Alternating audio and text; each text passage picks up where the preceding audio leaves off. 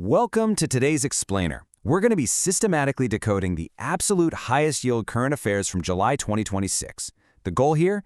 To completely supercharge your UPSC preparation. So grab your notebooks, get comfortable, and let's dive right into this material together. All right, here's our agenda for this session. We'll be covering international relations, defense and security, economy and infrastructure, polity and governance, social issues, and then we'll wrap it all up with an overall summary and takeaways. Let's kick things off with Topic 1, International Relations. Okay, so a really critical development for your GS Paper 2 is the third India-Australia Annual Leaders Summit.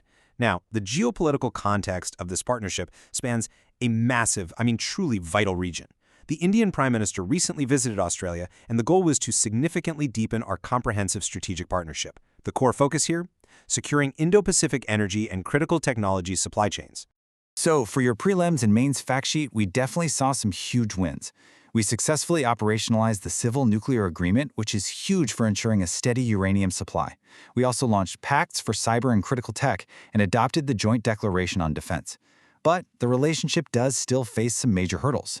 We're dealing with sluggish CICA trade negotiations, pretty strict Australian SPS standards that are hurting Indian agricultural exports, and some real differing regional security priorities, especially when you look at the AUKUS alliance versus India's stance on strategic autonomy. So, what does this all mean?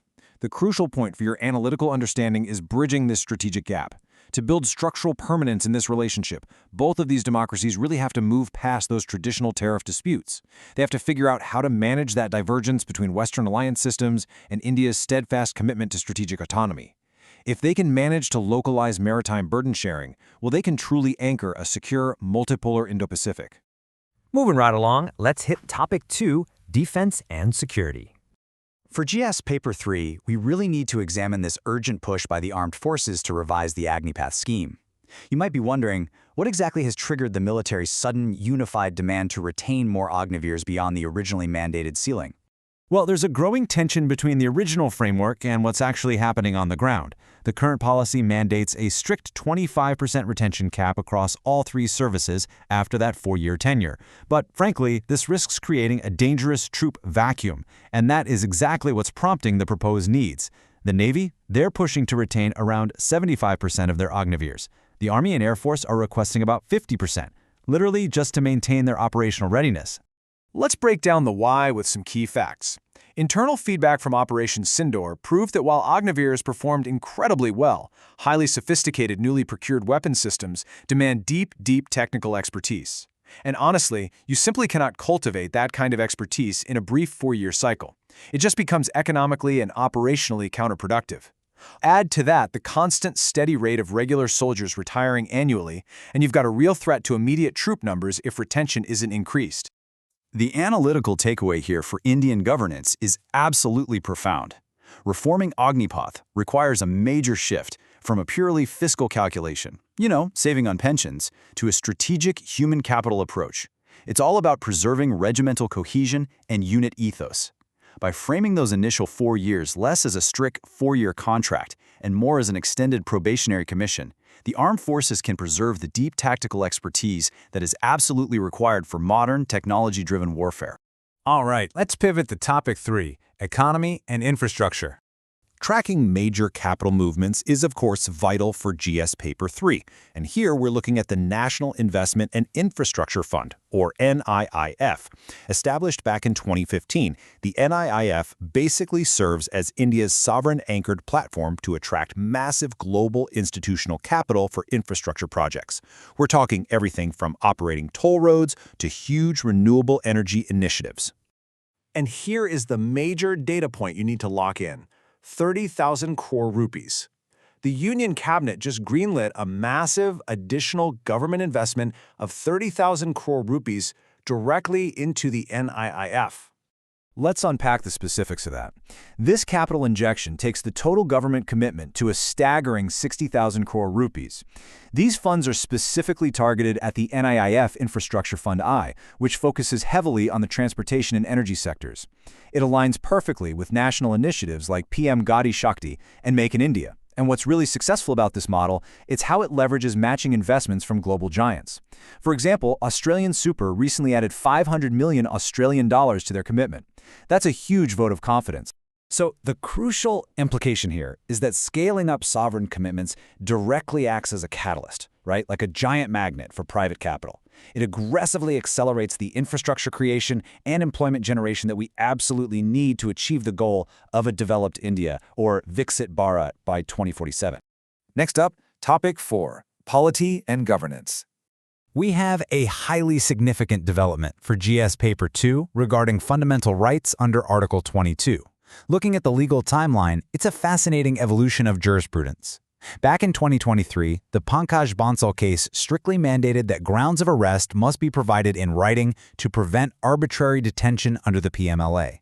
Then, this was extended to the UAPA in 2024.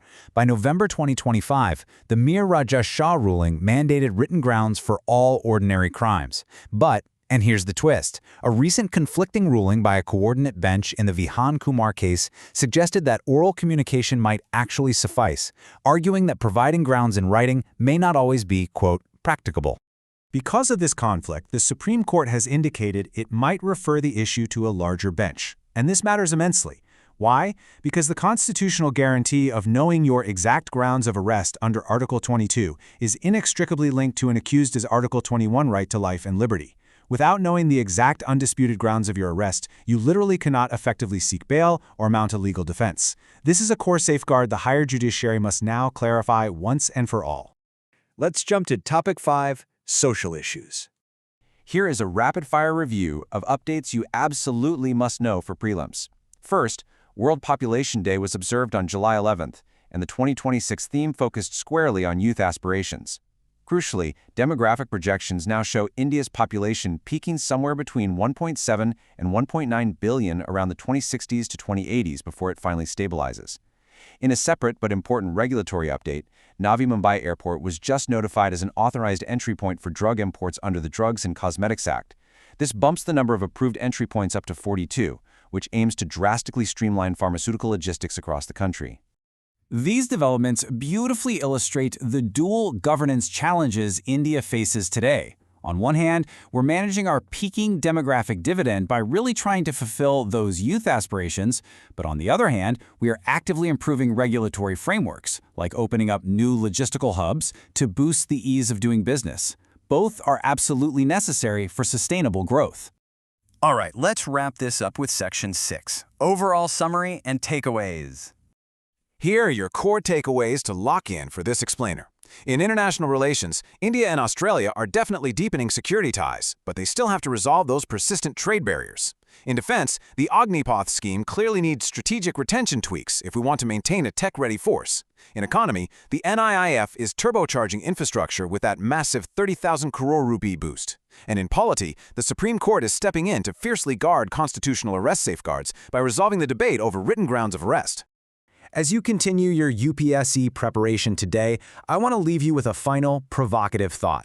Ask yourself this: how does a nation successfully balance the rapid military and economic modernization we just discussed with the absolute preservation of its core constitutional safeguards? Keep that question in mind as you review your notes. Thanks so much for joining me for this explainer. Stay focused and keep learning.